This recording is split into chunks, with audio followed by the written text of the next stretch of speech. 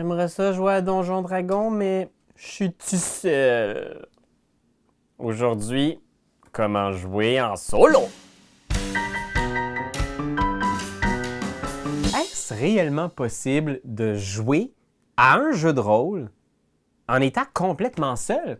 Je veux dire, j'ai vu parfois le terme jeu solo utilisé en ligne pour désigner un mode de jeu où il y a un maître de jeu et un joueur. C'est pas solo, ça. Tu sais, si tu fais le calcul, t'as un maître de jeu et deux joueurs. C'est un duo. Ça sonne un peu comme Raphaël, tu trouves pas ça? Non, solo, à mon avis, c'est un mode de jeu où vous jouez en étant complètement seul. Puis moi, je trouve ça extrêmement déstabilisant.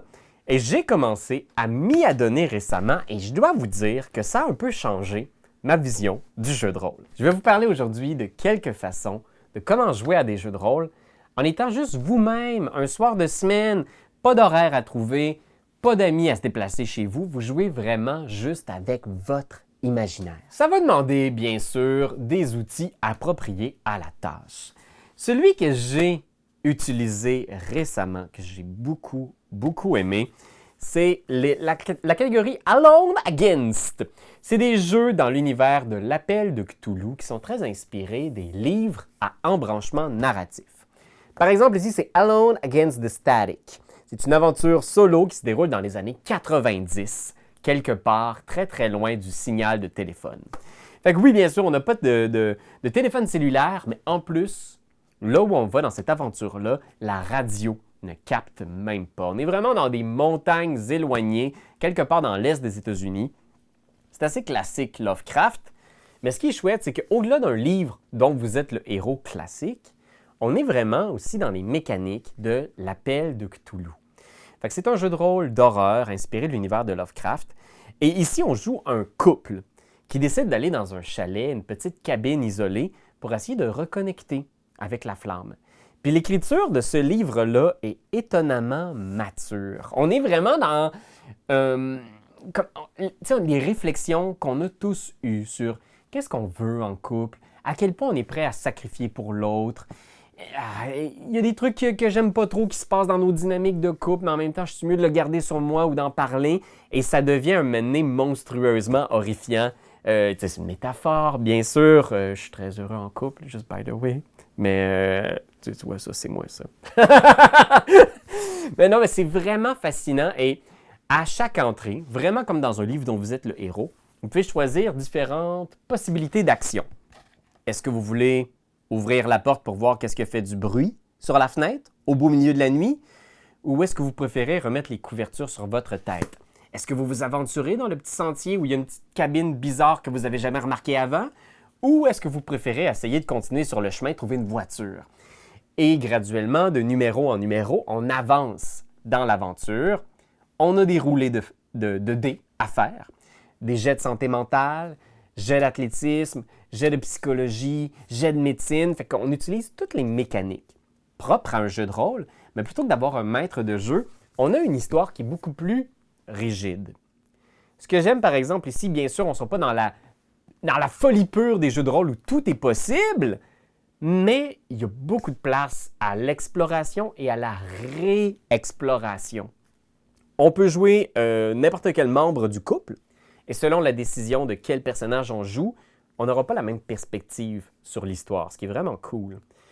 Et la résolution que j'ai eue dans mon premier run-through était assez négative.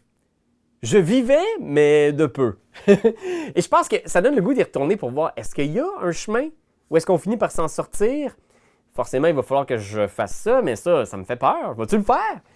C'est très intéressant. Il est un peu court quand même, c'est 60 minutes à peu près pour rouler au complet l'aventure. Mais comme il y a beaucoup de rejouabilité, je pense que ça peut valoir la peine quand même si vous avez envie de jouer en solo à l'Appel de Cthulhu. Pour jouer en solo aussi, il y a l'autre approche qui est vraiment une autre façon de jouer complètement. C'est un journal d'écriture. Donc ce qui arrive, c'est que vous allez écrire l'histoire de votre personnage.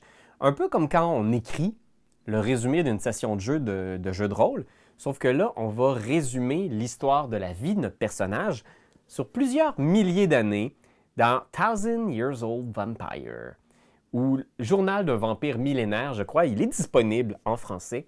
Je vais vous laisser dans la description les infos. Mais c'est vraiment un exercice d'écriture solo. On est dans du jeu de rôle parce qu'il y a des lancers de dés, il y a des mécaniques de game design, mais ce qu'on fait, c'est qu'on incarne un vampire millénaire. Et il y a plein de tables aléatoires qui vont nous permettre de générer, par exemple, quel genre de vampire on est. Et il y a des prompts, c'est comme des propositions narratives à chaque fois, qui vont nous guider à l'intérieur du journal sur la suite de notre histoire comme vampire. Et ça, c'est vraiment le fun parce que millénaire, c'est vraiment ça. Vous choisissez votre point d'origine dans le temps. Est-ce que vous avez été créé à l'époque romaine? Est-ce que vous avez été créé au Moyen Âge pendant la peste dans une famille pauvre? Ou est-ce que vous étiez un riche aristocrate hollandais? Tout est possible! C'est votre histoire que vous allez écrire. Par exemple, il y a des super prompts cool. Par exemple, tu arrives à un point, puis là, il y a une question. Tu as tué quelqu'un que tu aimais et que tu respectais, plutôt que de les laisser vous exposer pour qui vous êtes. Tuer un personnage. Oh, parce que vous avez une feuille de personnage où vous allez graduellement accumuler des ressources, accumuler des titres, accumuler des compétences, accumuler des personnages non-joueurs qui sont importants pour vous. Et les prompts vont graduellement vous demander de sacrifier certaines choses. Et ce que j'aime beaucoup, c'est que tu peux vraiment passer au marqueur sur des gros morceaux de ta vie, sur des passages de ton journal. C'est comme s'il y a des portions de ton passé qui s'effaçaient. Et graduellement, le journal va nous amener à vivre plusieurs petites entrées d'écriture. Et là, on écrit. Là, vraiment, tu peux avoir un journal avec une grosse plume si tu es romantique, faire ça à la bougie, ou tu peux l'écrire dans un fichier Excel sur ton ordinateur. C'est toi qui vois!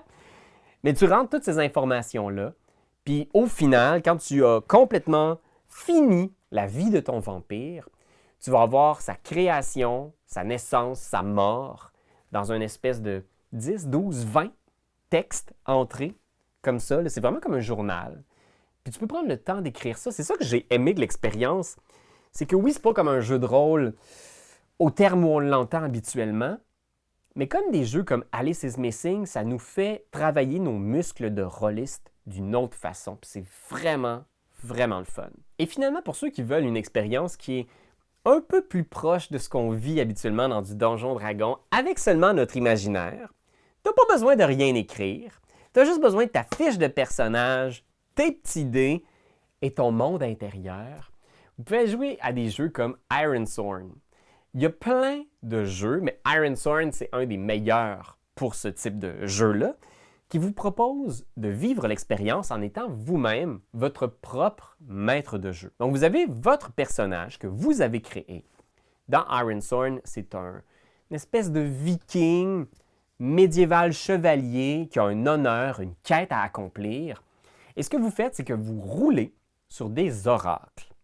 Fait que vous trouvez un point de départ, là, utilisez votre imaginaire, comme si vous étiez votre propre maître de jeu, et vous faites votre point d'entrée. Là, vous faites, OK, on commence sur les berges d'un village perdu, puis je dois quitter pour ma première grande quête. Puis là, mon bateau est là, je l'ai préparé. Et vous avez des oracles sur lesquels vous roulez pour découvrir des obstacles sur votre route. Et c'est un océan de tables aléatoires. Fait que tu te retrouves devant une tempête, qu'est-ce que tu fais? Et là, avec ton imaginaire, tu dois visualiser qu'est-ce que tu vas faire pour surmonter les difficultés en utilisant les forces et les faiblesses de ton personnage. Il y a plein de jeux qui utilisent aussi ces oracles-là et qui permettent de vivre l'expérience solo du jeu de rôle pour Shadow Dark, par exemple, avec la version qui s'appelle Solo Dark. Dragonbane a aussi une version pour jouer en solo à Dragonbane. Vous pouvez jouer en mode Strider pour le One Ring, le jeu de rôle du Seigneur des Anneaux. Fait que vous pouvez jouer un peu comme grand pas solitaire, explorer le monde en roulant des oracles et en découvrant de nouvelles difficultés à surmonter. Moi, j'aime beaucoup cette façon-là. C'est confrontant et ce ne sera pas pour tout le monde, c'est sûr, parce que votre partie se déroule dans votre tête. C'est ça qui est dur. Il n'y a personne avec qui partager. Et la dernière façon de jouer solo, si vous voulez partager avec quelqu'un qui n'est pas fait de chair, mais qui est fait de circuits électroniques et d'œuvres d'art volées, bien, vous pouvez jouer avec une intelligence artificielle. Et je vous dirais que c'est une expérience. En gros, vous ouvrez ChatGPT et vous lui demandez de rouler une partie de jeu de rôle pour vous. Et je vous dirais que de toutes les versions que je vous ai proposées, c'est celle qui est la plus weird, dans le sens que ChatGPT, c'est vraiment comme de jouer avec un extraterrestre. il joue le rôle d'un maître de jeu, mais des fois en étant tellement bizarre. Puis des fois, t'as le goût de le corriger puis de faire c'est pas même ça marche, Donjon Dragon, ChatGPT, puis il est comme non, vas-y! C'est vraiment particulier. Mais oui, ChatGPT peut animer toute une partie de jeu de rôle pour vous en solo. Je vous dis pas que c'est brillant, mais c'est une expérience à vivre. Un moment donné, je me suis dit que je ferais ça sur la chaîne, puis finalement, j'ai fait comme non, c'est trop weird. Je pense que ça me donne trop le goût de prendre le contrôle ChatGPT. C'est ça mon problème. C'est que je le vois rouler, puis je suis comme mais non, tasse-toi ChatGPT, je vais rouler moi, ce game-là. Et vous, moi, je suis curieux, est-ce qu'il y a des gens parmi vous qui ont déjà essayé le jeu de rôle en solitaire? Est-ce que c'est comme ça que vous pratiquez le jeu de rôle? Je peux comprendre que c'est pas pour tous, mais en même temps, c'est intéressant. C'est le genre d'expérience qui nous dégourdit autrement nos petits muscles de jeu de rôle. Puis d'ici là, je vous souhaite de bien vous amuser, en solo ou à plusieurs.